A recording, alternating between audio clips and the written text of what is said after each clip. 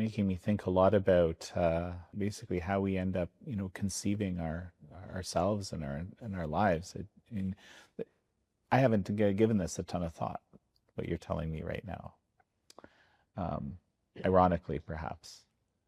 Well, we don't tend to do it because we're living in it. It's like a fish in water. The fish probably doesn't think about the water.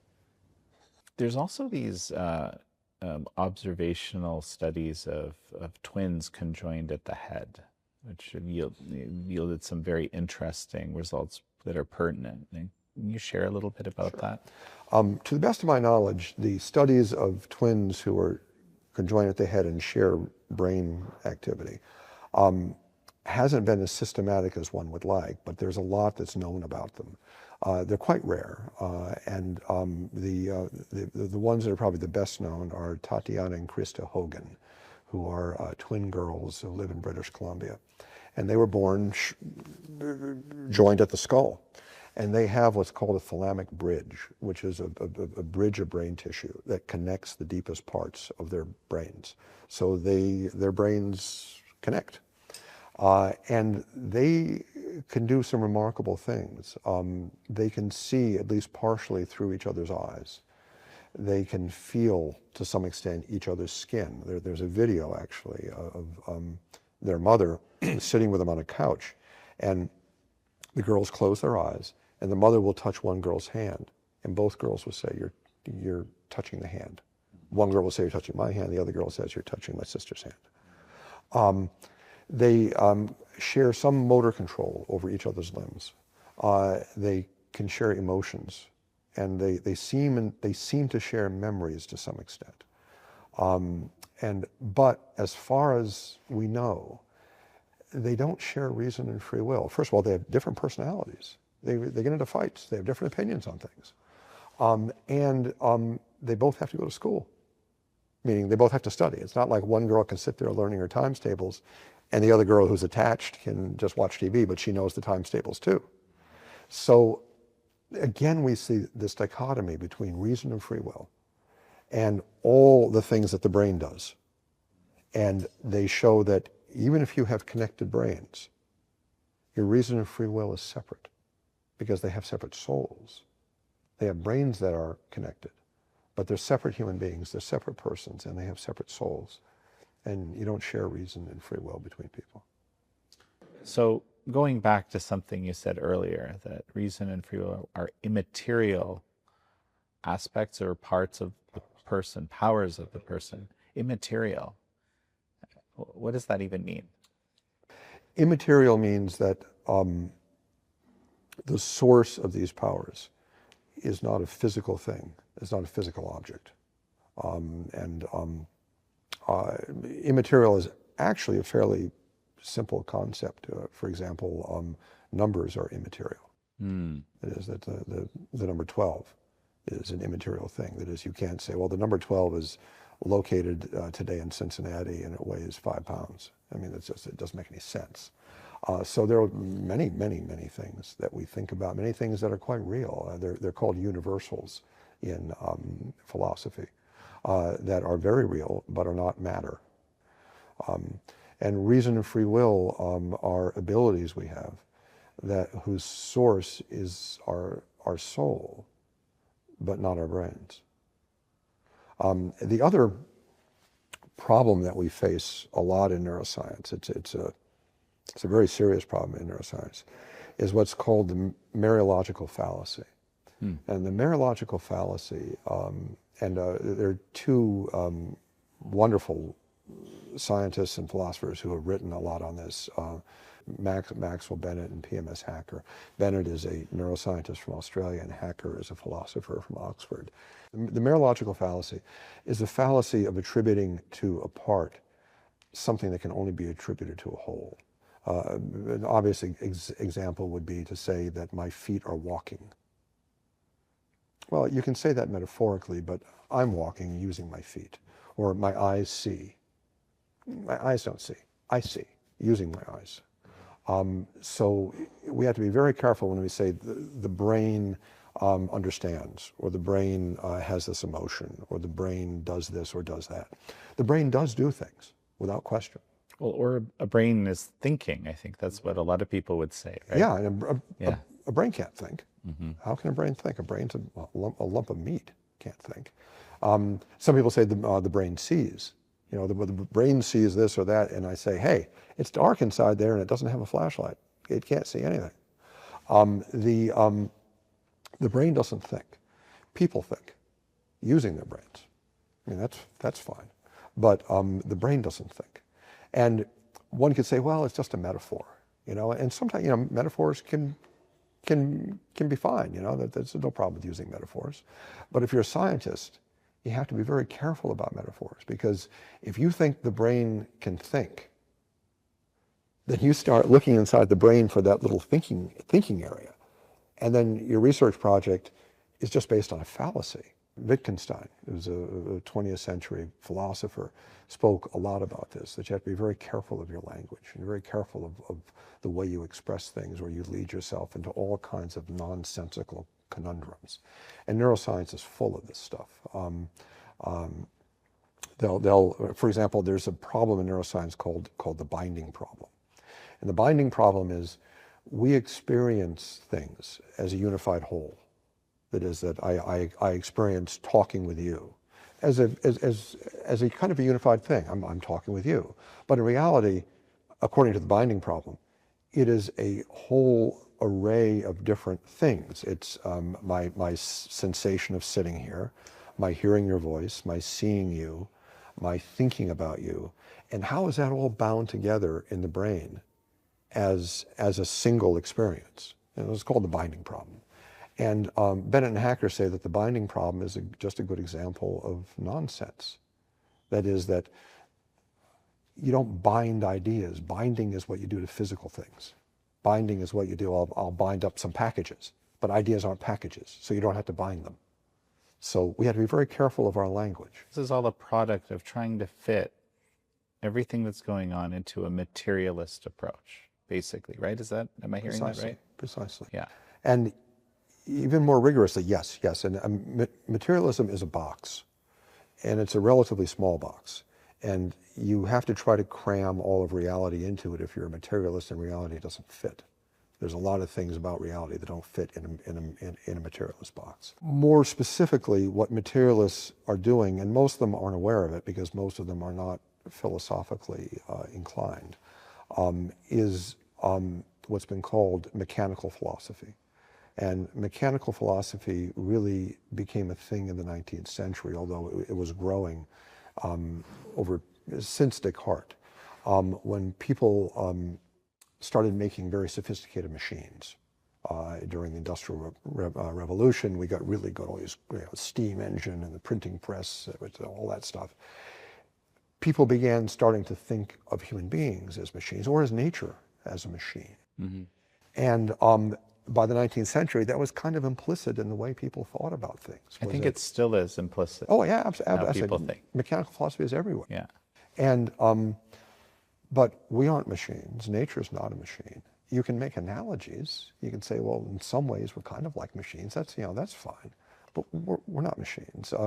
Aristotle pointed out the profound difference between a machine and a natural thing, and he called them the difference between an artifact and a substance. A substance is a naturally existing thing. We each are a substance. A human being is one substance. A machine is an artifact. It's cobbled together. What you do is you take pieces of natural things, you stick them together, and you get them to do something that they don't naturally do. An example that Aristotle used, kind of an amusing example of the way to tell an artifact from a substance. He said, imagine that you take like a sapling, like a fresh small tree, and you make a bed out of it. And then you take a piece of the bed and you plant it in the ground. What will grow from the ground is a tree, not a bed. Machines are very important and they're beautiful, fascinating things, but we can only connect them to people, we can only connect them conceptually to people or to the universe by analogy. But we're not machines, and the universe is not a machine.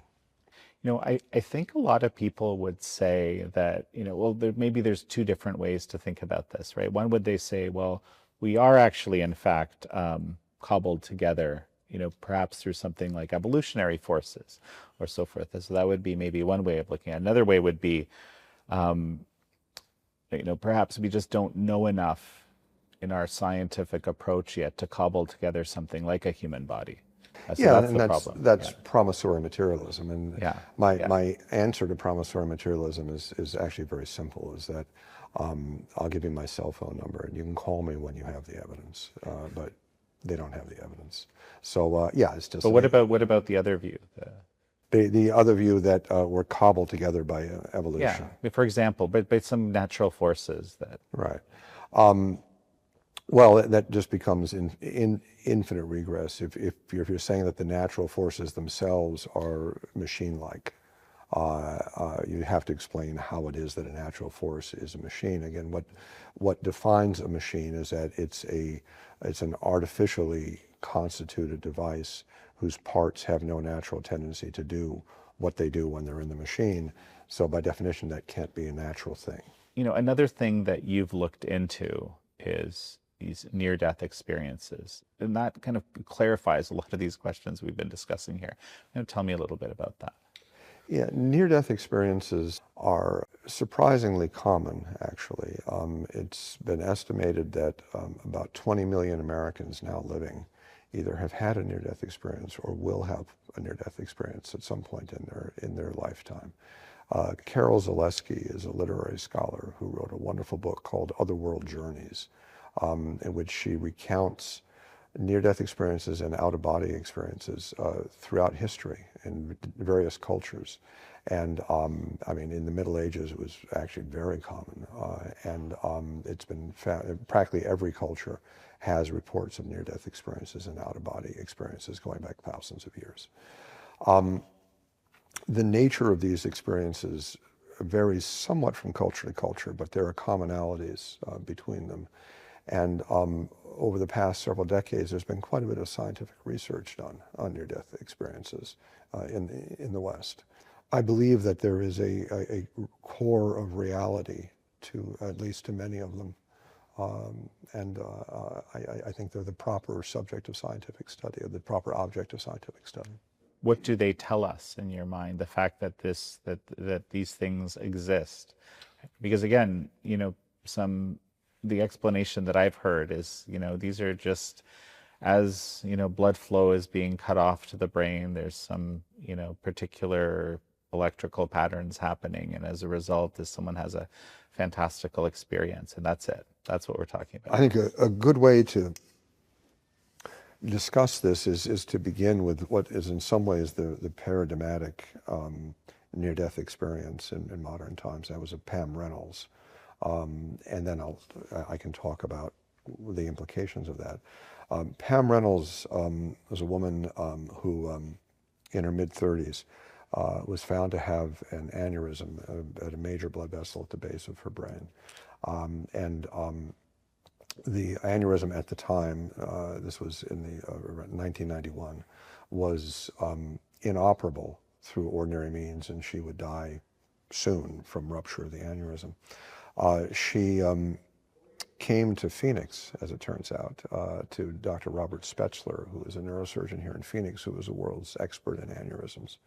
And he had an operation he called a standstill procedure, which was a very radical procedure for treating certain kinds of aneurysms. And the problem with her aneurysm is that it involved the basilar artery at the base of her brain, which is a critical artery. And the aneurysm was this ballooning kind of asymmetrical enlargement of the artery that was about to burst. And the artery had to be reconstructed. But the process of reconstructing the artery could not be done while it had blood flowing through it. So there had to be some way to stop the blood flowing through it. But if you stop the blood flowing through it, you die. So what Spetzler worked out was an operation, and he did it a number of times on Reynolds and other patients, and it was quite successful, where he would put them under anesthesia, open their head, expose a region of the aneurysm, cool their body down to about 60 degrees Fahrenheit, put them on a heart-lung machine, stop their heart, raise the head of the bed, drain the blood out of their brain, and he had about 30 minutes to rebuild the artery. So we could open the artery, the person was as dead as it gets, and he could then rebuild the artery, and then once the artery was rebuilt, he would then restart their heart, then put them back in a heart-lung machine, restart their heart, warm their body back up, close the operation. And so we did this with her. During the process, she was heavily monitored, meaning that they had to make sure that her brain was dead, because that actually protected her brain when it was cooled down and everything was stopped, which gave him more time to operate. And after her surgery, and she made an excellent recovery, the aneurysm was fixed, she said, I watched the whole surgery. So he said, you couldn't have watched the whole surgery. You were brain dead, you were under surgical drapes. No. So she then told him all about the surgery, the details she saw. She said that what happened was, when her heart stopped, she was a musician. She said she heard a natural D, was the way she described it. It was like a hum. And then all of a sudden she felt that she popped out of her body. And she could see her body, and she could see the room. And she said she went up to the ceiling, and she could see everyone there. She could see Spetzler, she could see the instrument, she could see herself, all the other people there. And then she hovered over his shoulder and watched him operate on her. And she described his instruments to him in some detail, in things that she could not have known unless she was a surgeon in the operating room. That is, there were details of the structure of the instruments. He had custom-made instruments. And she described conversations that he had, word by word, that he was talking about. She described issues that arose during the surgery and conversations between doctors. She described the music they were playing in the operating room while she was brain dead. She said that while she was watching, she then saw a tunnel, and she felt herself being pulled down the tunnel. So it was this very pleasant feeling. It wasn't like she was being dragged. And at the other end of the tunnel, she saw this beautiful world, and she saw, I think it was her grandparents who had passed away. And her grandparents told her that it wasn't her time yet, and that she had children to raise, and she had to go back. So she went back down the tunnel, and she went back into her body, and when her heart restarted. And she said it was like diving into ice water. She said it was extremely unpleasant, which, yeah, it was 60 degrees. It was very cold, actually. Her near-death experience is undoubtedly the best documented near-death experience in medical history, because it was almost an experiment. It was almost like a prospective study where they actually did it on purpose. Usually when people have near-death experiences, it's chaos. They're in a hospital, their heart stops, people are desperately trying to resuscitate them. For her, it was all very carefully planned. And so she became very famous. She wrote a book. She was on 60 Minutes. Spetzler has been interviewed extensively in the press about it. He says, I can't explain it. He says, she told me what I said, and I don't know how she knew, For people who deny the reality of near-death experiences, usually materialists who say it's just brain chemistry, it's, some hallucination or something, I have what I call the Pam Reynolds challenge, meaning that it may be that some near-death experiences are hallucinatory experiences or seizures or some kind of thing, but there are 4 characteristics of many near-death experiences that have to be explained. And the first characteristic is that the experiences are very often very clear, very coherent, very detailed. People often have a detailed life review during it. And brain death doesn't make you better. It doesn't make you clear and coherent. I mean, I've seen thousands of people who had serious brain problems. It doesn't make you think more clearly. But near-death experiences are remarkably clear. The second characteristic of near-death experiences that warrants an explanation is the out-of-body experience. That there are at least hundreds, if not thousands, of people reported in the medical literature who observe things during a near-death experience that they could not have observed in the body. They're on a table, people are pumping away on their chest, and they'll see name tags of people on the other side of the room. There are people in near-death experiences who see things in distant cities that can be confirmed. There's a lot of that. So there are out-of-body experiences that are called veridical, meaning that they correspond to confirmed testing. The third characteristic of near-death experiences, which I think is absolutely fascinating, is that as far as I know, in all of the literature of near-death experiences in the scientific literature, there's never been a report of somebody who's gone down the proverbial tunnel and seen a living person at the other end of the tunnel. The people you encounter on the other side are always dead people. And if these were hallucinations or wishful thinking, at least once in a while you would yeah, once in a while you'd run into your husband or wife who's still living, just for, because it's not, you're looking for someone to comfort you. And there are well over a dozen reports in the medical literature of people encountering dead people on the other side of the tunnel that they didn't know were dead. Either they had died like a couple days before the near-death experience and they hadn't been told of their relative's death. There are situations, several, of people in car accidents where multiple people were injured in the car accident and they're sent to different hospitals. And one person will have a near-death experience at a hospital and see another person who was in the car who died at another hospital, and they had no way of knowing that they had died, but they don't see the people who lived. Mm. And the fourth characteristic of near-death experiences is that they are often transformative. People are different people afterwards. They lose their fear of death. They're very different people. So any materialist explanation, and the materialist explanations, there are dozens of all kinds of stories that materialists make up. Well, it is enkephalins, or like a brain chemical, or it's endorphins, another brain chemical, or it's a seizure, or it's a hallucination, or it's wishful thinking, or whatever. You have to explain all four of those things. And there's no materialist explanation that can account for all four.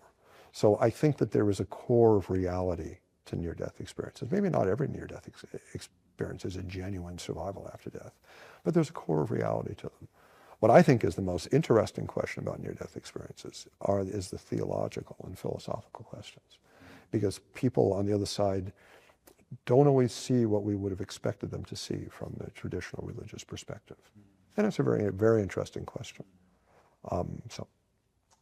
Yeah, and I guess you would say that that is the mind. That's the soul. That's the soul. That's different. Well, the soul is the aggregate. The soul is sort of you. It's kind of everything put together. The mind is several powers of. Okay, maybe I misunderstood, because the brain obviously is not present at this point. The brain is part of that aggregate. Yeah, that's a very interesting question. A very interesting question, and I think it's a very perceptive question that's been asked, and that is, how do you see things without eyes? Your eyes are dead too when it happens. And then how do you see? Or how do you remember? Memory does seem to be a brain function. Well, how do you remember what happened in the near-death experience if your brain is not working? And the answer to that is, I think, is when you ask people about their experiences with near-death experiences, virtually all near-death experiencers say, I'm going to tell you what happened, but what I'm telling you is not really what happened. That is, it's ineffable. What happened is something I can't give you words for, but this is the best I can do with language. And then they tell you in the words they can choose. Carol Zaleski in Other World Journeys wrote a lot about that some of the cultural differences in the way near-death experiences are experienced may be the result of the cultural bias. That what happens, if you think about it, what would ever make us think that we could go to the other side, to an existence outside of our body, and make any sense of it? We've never had an experience of that before. How could we possibly make sense of all that? So a lot of these people say, what I experienced, I can't tell you. I'll do the best I can with metaphors, and these are metaphors. So I think that when they say they can see, first of all, they don't describe it as mortal vision. They say it's amazingly clear. The colors are unbelievably beautiful. And there's a fascinating comment by Thomas Aquinas, a great medieval scholastic theologian, that because similar questions were asked by the medievals, after death, when you are in heaven or in hell, when you're anywhere, how can you see? Especially if the Christian says you don't have your resurrection body yet. How do you see without eyes? And Thomas Aquinas said that we perceive after death by divine light. That there are ways of seeing that don't involve eyes. So I think, personally, I think that's what near-death experiencers are seeing and remembering, is by virtue of powers that transcend ordinary mortal powers. I've just really enjoyed this conversation. A quick final thought as we finish? My goal in all of this, in writing The Immortal Mind with my colleague, science journalist Denise O'Leary, my goal in all of this is to let people know, people who are believers in God and people who aren't believers in God, or people who are questioning, that the existence of the human soul is completely consistent with the best modern neuroscience, that science is not our enemy. And that if we look at science objectively and we look at the real evidence, we have souls, and there are immaterial powers of our soul, reason and free will, and that our souls are immortal. Well, Michael Egner, it's such a pleasure to have had you on. Thank you. Thank you so much. It's been a privilege to be here. Thank you all for joining Michael Egner and me on this episode of American Thought Leaders. I'm your host, Yanya Kellick.